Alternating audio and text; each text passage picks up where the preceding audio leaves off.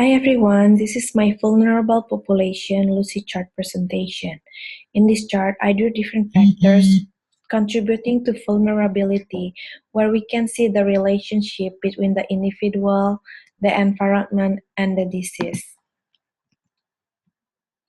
I will start from the bottom. The red circle represents the first level, an individual with a set of fixed genes. Every individual will have different age, sex, and hereditary factors. These factors cannot be changed. Age will cause someone to have less ability to adapt physiologically to stressor.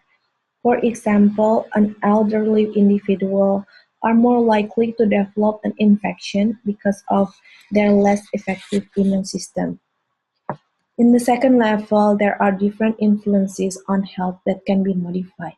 These interrelated factors are the individual lifestyle factors and the social and community networks. An example of an individual lifestyle factor is one's personal behavior and ways of living that can promote or damage health. For example, someone can choose to have a healthy lifestyle or not. Someone can choose to smoke a cigarette or not to smoke a cigarette. However, their choice to smoke or not to smoke will be influenced by the friendship pattern and the norm of their community. For that reason, the social and community factors can provide positive or negative support for the individual in the community. Using the previous example about smoking, if a non-smoker chooses to smoke because of the bad influence from his social network, in this case, the social network causes a negative support because it causes the individual to adapt a bad um, lifestyle. The third level includes the social determinant of health. There are economic status, education, environmental factors, nutrition, stress, and prejudice. These factors cause the individual in a vulnerable population to have poor health and health risks. Every factor in the levels are interrelated to each other. Economic factor is one of the most significant factors in predisposing one's vulnerability. People with poverty do not have sufficient basic living expense, such as food, shelter, clothing, transportation, or health insurance. Poor people struggle just to make ends meet, so they are less likely to be able to afford for an education. In return, the low education level cause someone to have a difficulty to change his socioeconomic status. It can also cause someone to have health literacy, which cause the individual to be vulnerable.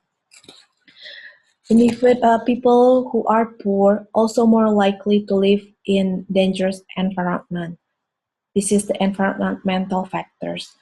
They also may live in an area where healthcare is inaccessible. They also may have hard times to find a way to find healthcare professional or healthcare facility.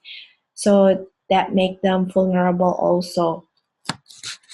Poverty also causes those vulnerable population to experience prejudice. Some people in the general population may have a negative reaction to the poor people because of their low socioeconomic status in the population. Economic status and poor people may also have nutrition problem. Many poor people may not have money to buy nutritious food. This also cause them to be vulnerable because they don't have nutrition that they need to improve their immune system and maintain health. And in addition, those poor people also have many stressors because of their poverty condition. They may have problem to get food, get met basic need, and also just a lot of problem that poor people may face every day. So these interrelated factors directly affect health and well-being. For example, poor people have an increased rate of chronic illness, shorter life expectancy, more complex health problem, more complication, and more hospitalization, according to Stanhope and Lancaster. Those vulnerable people will be more likely to get exposure to risk or have a worsened health outcome than the general health population. So as you can see, the different factors are related to each other and it causes an individual to be vulnerable. That is my presentation. Thank you.